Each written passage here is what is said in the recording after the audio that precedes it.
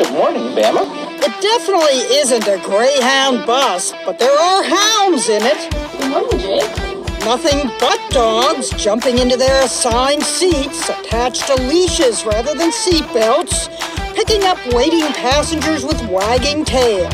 Good morning, Amaru. Would you like a complimentary liver with your bus ride? Nobody said no. Jake. Dasher. Dumbo. This bus is better than an airline. Excuse you, you already had yours.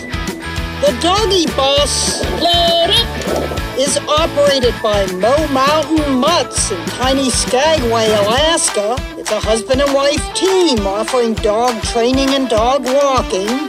The Licky Puppy Corner? They're practically necking in the back of the bus as they ride to outings. Yarrow, notice our tangled. The bus offers the potential for entanglements, but when we watch them disembark, Jake. Amaru. Odie, go ahead. they were better behaved than a busload of kids.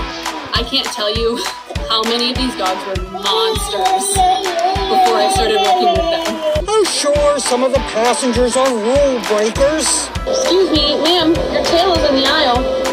Ma'am, you're gonna have to adjust your butt. But there's one seat that's off limits.